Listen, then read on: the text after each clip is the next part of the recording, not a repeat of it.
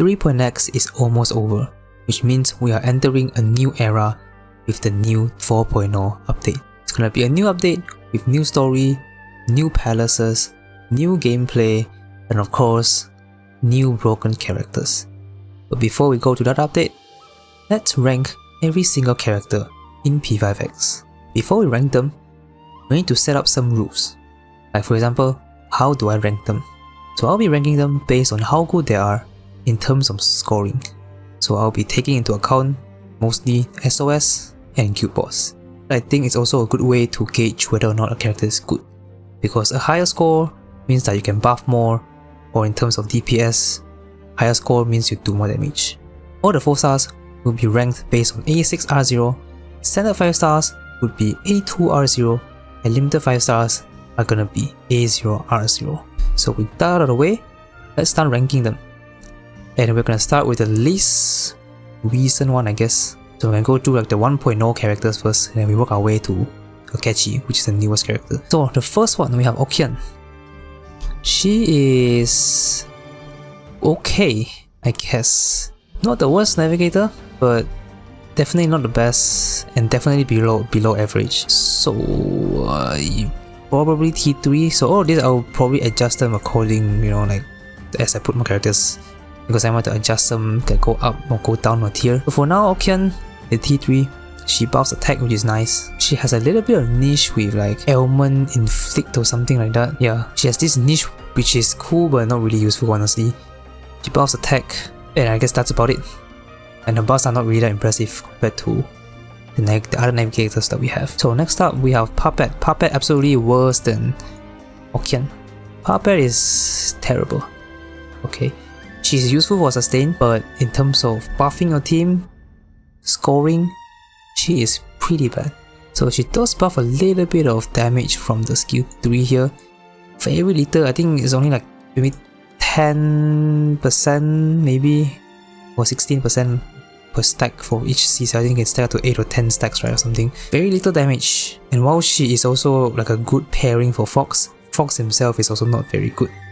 If Fox is not good, obviously you won't use Puppet as well. And even for a Fox team, I found a regular navigator win better than Puppet, so you're not even gonna use Puppet. Next one is Sepia. Sepia is interesting. Definitely one of the more, I think, fun character to play with the DOT and stuff.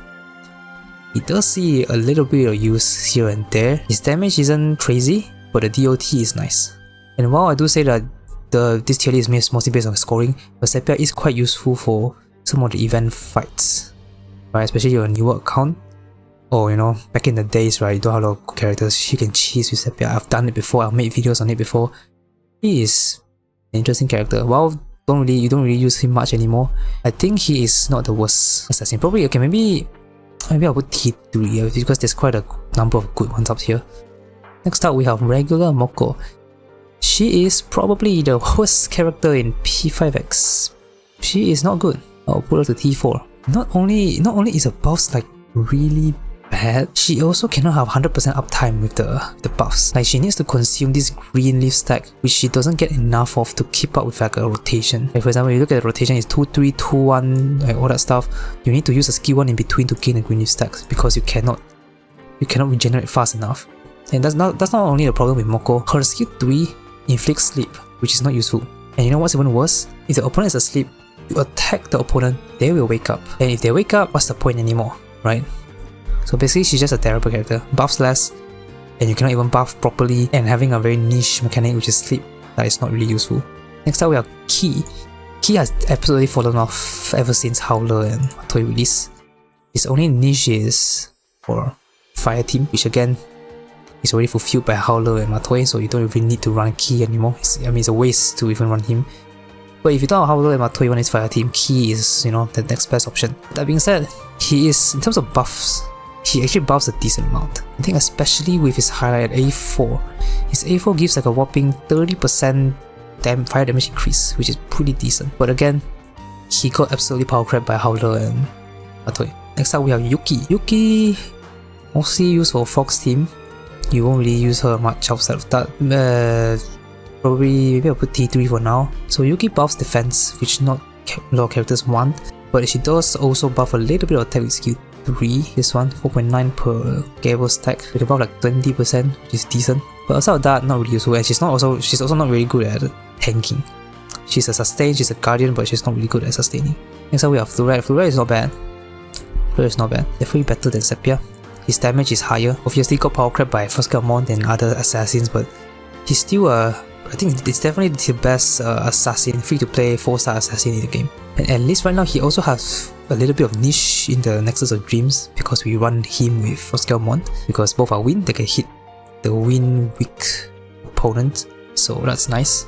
And his damage, not bad, especially the skill 3, which can hit like a few 100,000 per hit, or per skill I guess. Next up we have Soy. Soy is a good character, but he has also definitely fallen off due to power creep. His main use is defense debuff, which is, his defense debuff is really impressive. I think right now he's still the character that can debuff the most defense. I cannot recall the exact numbers, but he can debuff a lot. Like he can debuff 60% with skill 2. He has a gun which can debuff 35% or something, and then departure control.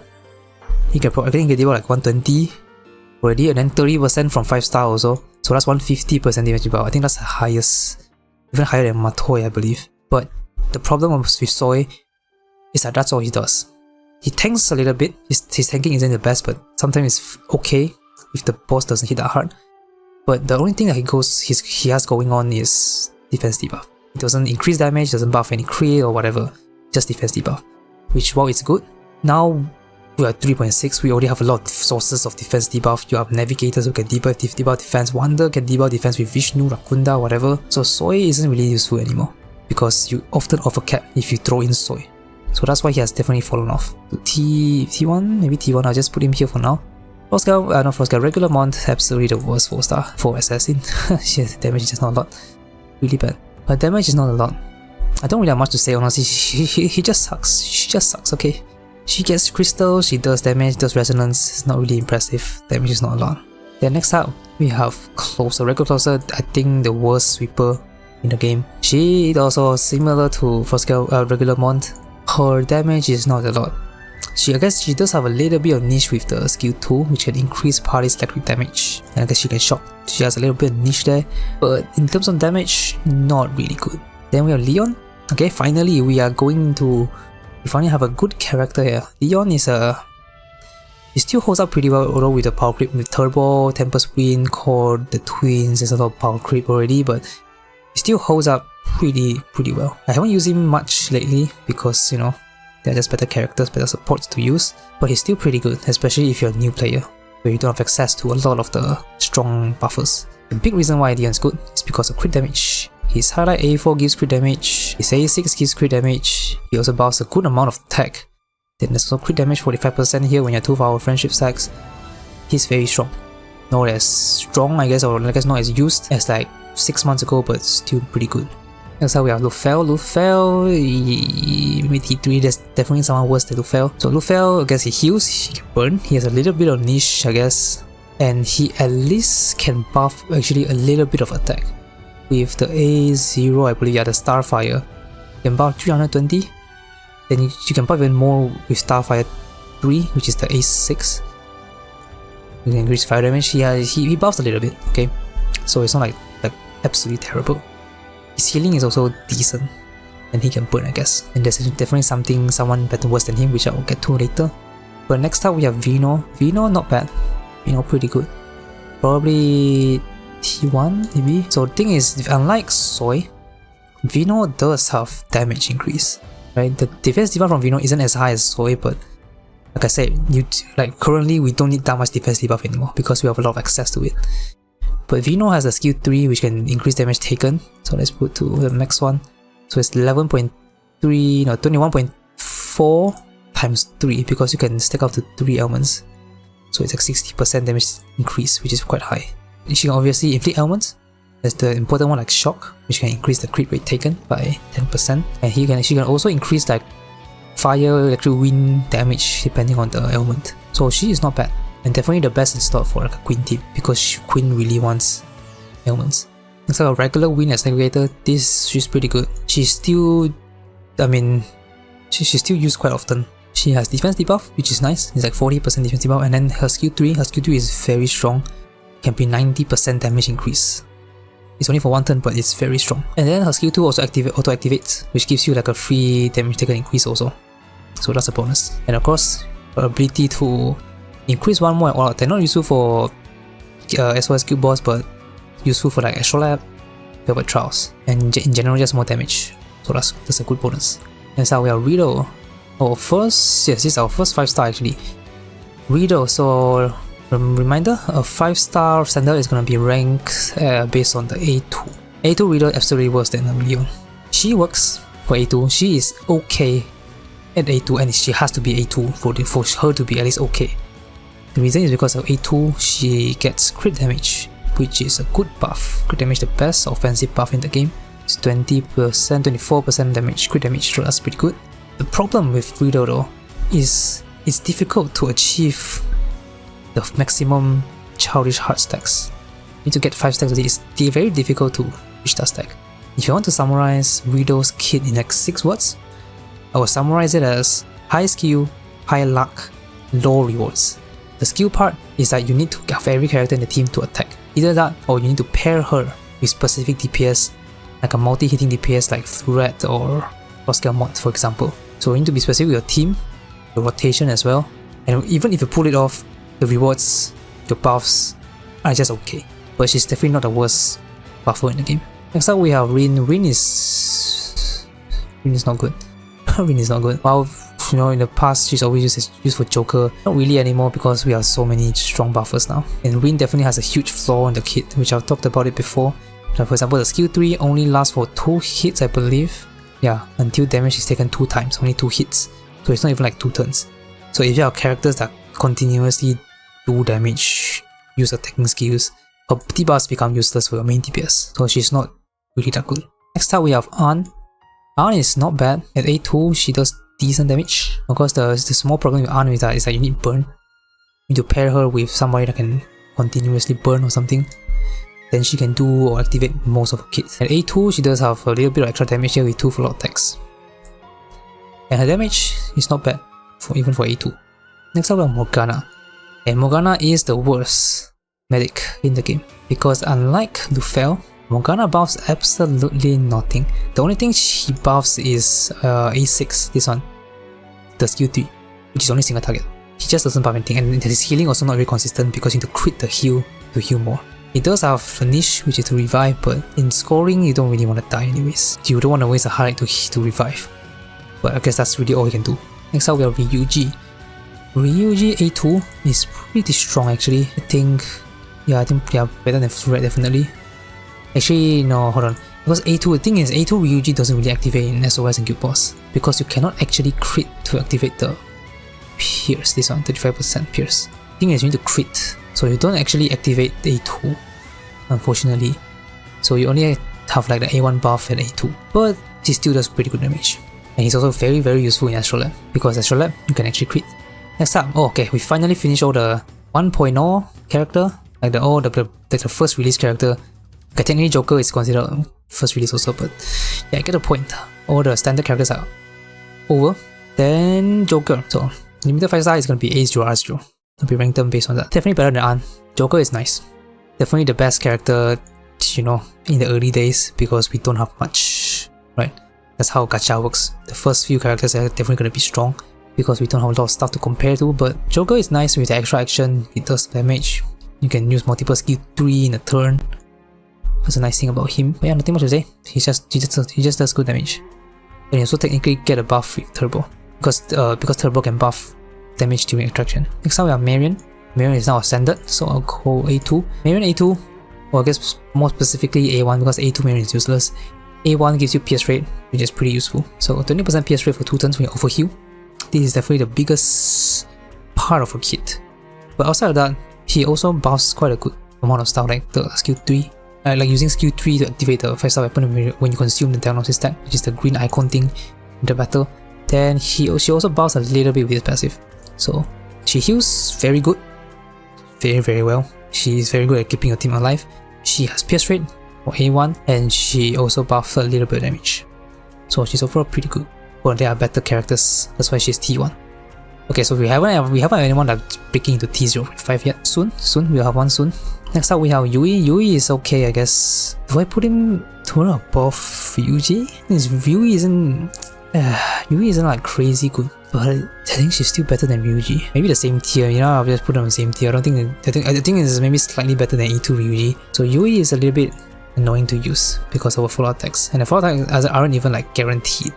It's like 65% or whatever. It's like 35% here, and you get 10% here or something, so it's not even guaranteed. The damage is okay, I guess, and I guess she has a bit of niche with Nexus of Dreams because you can run her as a sub DPS, and she also buffed crit rate, which I think is the biggest thing about her when you use her sub DPS. It helps you reach the crit cap easier for your main DPS. And she, I guess, can shock also, which is kind of nice. So we have Fox. Fox is pretty bad. I think she is worse than A2 An, is she? I think so. I'm not 100% sure, but yeah, I'll put it worse than An because An A2, right? If it's A0, R0, then I think Fox is better, but A2 An, I think it's better. Fox obviously is not really good because of a big reason. She scales on defense. And we don't have a lot of characters that buffs defense. We only have like 2 or 3. He does get like a new, like a Mindscape core thing in CN or whatever that makes him scale with attack. But that's gonna be a while until we get. But for now, global, he sucks. He's not very good. He of course has a niche with like being like a tanky DPS, so you can bring him to very tough fights that do big damage. He can use a skill 3 to lower the counter attack to himself. Then he can do decent damage with the fallout attack. But again, the biggest limit is the fact that he's defense scaling, so he doesn't work with a lot of good supports. Next up we have Queen. Queen, maybe T1. Queen is pretty good. She's still holding decent so far. Definitely got power crept by a few of the newer assassins. She does good damage with highlight skill 3. She can inflict elements, which is also like something that kind of holds her back a little bit because she needs specific teammates like Vino, because you need to activate the elements for her to do big damage. She does have a little bit of healing in skill 2, which can also buff herself, which is pretty nice. She's also one of the tankier DPS also. She gets like, I think some sort of, yeah, she gets like damage reduction. I think she gets like defense buff here. So she is actually a little bit more tanky for DPS. Next one we have Phoebe. Phoebe A2. She's one of the 2 characters that don't have the other being Yui. Phoebe A2 definitely better than Glowin. Phoebe obviously best used for a mono team. A team with like all the same types, like full wind or full fire team. Her buffs are pretty good with the attack buff, damage buff, all that stuff. And then I think she gets really good with A1. I think she gets like a extra mixer when you gain a cocktail, which makes it easier to like generate the cocktail to use her skills. So next up we have Cord. Okay, yeah, starting to get to the good characters. Cord definitely at least T0.5. Cord has fallen a little bit, mostly because of the release of a lot of the other buffers, Twins, Turbo, Tempest Wind. But Cord has a really good niche, which is enabling highlights. Her main selling point is the skill 3, which enables highlight. So characters like Kasumi benefits very much from Cord, because Kasumi does most damage from the highlight. But on top of that, she also buffs attack, and the 5-star weapon also very useful to start the highlight earlier, which can sometimes allow you to do some highlight manipulation to allow you to highlight a bit earlier or something like that. So you can fit in maybe one extra highlight, or maybe you want to do a specific highlight on certain turns or certain actions. Next time we have Summer Closer or Tropical Closer. She is pretty good. Probably 0.5 or maybe same tier as Joker actually. Maybe better than Joker, maybe not a tier higher. Summer Closer overall not bad, still pretty strong. Her main technically gimmick is that she needs healing in order to activate everything, which is quite easy to do honestly. And she buffs her own crit rate, so it's a bit easier to reach a crit rate cap, 100%. And her damage overall not bad. Next up we have Sawamoko. Sawamoko also pretty strong, and she is, I think she's actually a tier above even A1 Minion. I've done quite a lot of testing already. A0 R0 Sawamoko is actually better than A1 R0 Minion, despite the pierce rate. So that's very interesting. So Sawamoko, the reason why she is strong is because she buffs a decent amount of stuff. Specifically the skill 2. Skill 2 buffs like damage, how many? 20% or something like that. 30% damage, 14.6% attack, and then there's even more attack based on ammo accuracy. Skill 3 can also increase damage taken 19.5%, and she also heals. Her sustain isn't as high as Marion, so you can struggle a little bit with Sawamoko actually. but in terms of buffing, she buffs a good chunk. And then the 5-star weapon also gives a bit of defense debuff and some damage increase. So overall, she is actually gonna be better than even A1 Marion. And she's gonna be even better for specific characters like Mesa or Haru, who does want a bit of hammer accuracy. Mesa, speaking of Mesa, Mesa is the next one. Mesa is pretty good. I think same tier as Makoto, maybe slightly higher. Like I just mentioned, Mesa does benefit a little bit with hammer accuracy because he needs a bit of hammer accuracy to inflict the beat stacks. And he also has a passive that increases damage based on hammer accuracy, up to 90% hammer accuracy. And his damage, really good. He does a lot of damage from DOT for A0. And he even has, again, his niche for like event fights, because you can actually cheese fights with the bleed stacks, similar to how you can cheese with Sepia, right? So you can technically say that Mesa kind of power creep Sepia a little bit for the story bosses or whatever, because of the bleed stacks or DOT. Next up we have Futaba. Futaba definitely the best negator right now, no doubt about it. Futaba has a lot of defense debuff, up to like 60% with skill 1. Skill 2 is useful for single target bosses because it's only single target. Skill 3, definitely the highlight of Futaba. Can allow weakness hits, convert resist to normal, normal to weak, drain to resist. These are very good stuff. The only like downside to Futaba is she doesn't really work well with DPS that does big damage on even turns, so something like Firecracker Ring, A0, 2, 4, 6, something like Frostgalmon. Though Frostgalmon is not that bad because you can use a skill 2, but you get the point. She works best with stuff like Kasumi, Haru, characters that do damage on turns 3 and 6, which you can use Futaba's skill 3 for. And on top of that, she also has like a bit of sustain with shield. She also buffs like some damage on top of the skill 3. Overall a strong, very very strong navigator. Let's talk about Cherish. So at the time of recording this video, Cherish isn't out yet, but he should be out very soon. Cherish definitely very strong. I think it's about the same tier as Aomoko. I think they are about the same. A0, R0. If Cherish is standard now, I'll be ranking him as A2, R0. If it's A2, definitely T0. Because A1 Cherish gets like pierce rate. And A1 Cherish is just straight up an upgrade of Marion, because Cherish just buffs does more stuff.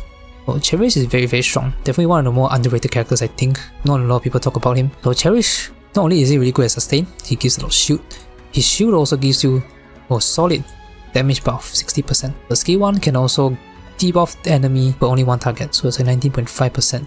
Then another thing, I think the big buff that he got in global was his passive. Because when you get 3 stacks by dodging elements like Windswept or whatever, you get 20% crit damage and 30% damage. So you get a good chunk of buffs from Cherish. That makes him very strong, on top of the very good sustain. I personally really hope that I'll get like a few copies of him when he escapes the standard jail. Next up we have Haru.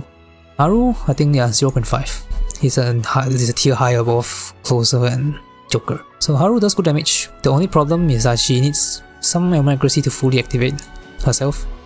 Once 50% or something, I believe. Yeah, but when you reach it, it's good damage. And the main source of damage is again from the gun. Next up with the twins. So the twins, I guess I'll rank each of the rows. So I'll be ranking all of them as A0, R0. A1, R0, they are obviously going to be very strong. But for consistency, I'm going to rank everything at equal awareness. So let's start with Sweeper. A0 Twin Sweeper is pretty bad. The reason is obviously because you only use 2 skill 3 instead of 4 skill 3 for A1. And the damage is not really strong for A0, so I'll put them T2. If it's A1, possibly 0.5 or 1. Next up we have Assassin, also similarly pretty bad. Same reason. Skill 3 only launched like 2 times. If it's A1, probably T1. So we have buffer. A0, R0 buffer, I think is the best buffer in the game. Even A0. A1, obviously, even higher. But even A0 is already the best buffer in my opinion. And definitely the best role as well. Twins are just super strong. They buff literally everything. The only thing they do not buff is crit rate, which isn't too bad if you can reach the crit cap anyways. So when you go to strategies, you can see pierce rate, attack buff, damage buff. You have skill amplification. They buff everything. They also buff like crit damage from the 5-star weapon. 5-star weapon also probably like top 3 best 5-star weapon in P5X. Mainly because of the numbers, 26% crit damage and damage. Insanely high. But I think Twins strategist, the best strategist. No, not even best strategist, best character in the game, I would say. Next up we have Saboteur. Saboteur not really good. Not really good. I haven't used them as Saboteur since I tested them in like January or something. Not really good. The problem with Saboteur is that they don't really do much. They don't do much. They debuff defense, they inflict I think ailments and stuff. I guess this one and that's about it. These blast class skills buff themselves, they don't buff the team, so it's not really useful. Then next up we have Guardian. We need to make a few copies more, 2 more. But yeah, next up we have Guardian. Guardian is okay, maybe T2.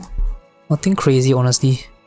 Guardian doesn't really do that much. They have the signing skill for Pierce, and I don't think they buff anything else. I believe they increase shield, not really useful. They have I guess the signing highlight, that's about it. I guess they are useful for Fox team, but Fox isn't that good anyways. So yeah, T2. Next up we have Medic. Medic is very strong, and I think it's the strongest Medic in the game, even at A0. The only problem with Medic Twins is that they cannot sustain well, because they only use skill 3 2 times. One of them on the last turn, which you don't need the skill 3 anymore, you don't need the healing on the last turn anymore, so it makes them kinda suck at healing. But they are definitely better than like a Guardian for example. The reason is because the Medic Twins actually buffs a lot more. For example, their skill 3 buffs crit damage or damage 43% damage, pretty good. They have the Fire Ice highlight, Fire Ice skill, pretty good. Their passive also buffs damage, so they just straight buffs more than a Guardian. So they're just better, and they're actually better than Sahamoko. Even for like a Mesa team for example. And Mesa doesn't even want crit damage. So I think the Twins are the best Medic.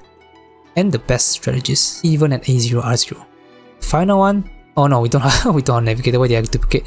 Okay, anyways, we guys are gonna throw this. I don't think we can throw this. Oh, we cannot. Okay, anyways, next up we have Frostgale Mont. Frostgale Mont, I think T0.5. Frostgale Mont is very, very strong. And the funny thing is, Frostgale Mont actually got a lot of value because Kasumi got delayed so much. And she is still really, really strong. Not as good as Kasumi, but still very strong. And she also has double value for being both green and nice. Highlight does good damage, skill 3 does good damage, skill 1 also does good damage, Resonance does even better damage. Overall, just strong character. Next up we have Howler. Howler isn't really that impressive honestly, but T0.5 is too high. Okay, let me put them down. Okay, this is more fair I think, because like if I put Howler here, I need to compare it to like Court. Howler is nowhere near as strong as Court, so we have to put her down. We have to put everything down. So Howler is just... The thing is, debuffers in general just not really good. Especially when buffers can buff like crit damage, can buff a lot of damage attack. Debuffers default defense while very good, it's not like super needed, because I already mentioned defense debuff is a very something that many characters have already. So having a dedicated defense debuffer not that useful unless that defense debuffer can buff a lot of other stuff, which they don't really do, sadly. And Howler does debuff more for like fire, ice, electric, wind, but it's just not enough to replace like a Twins or Turbo or whatever. She does have a niche with fire burn for like Rin, Firecracker Rin or Han, but even that, she's power crap by Matoi. Matoi is just better.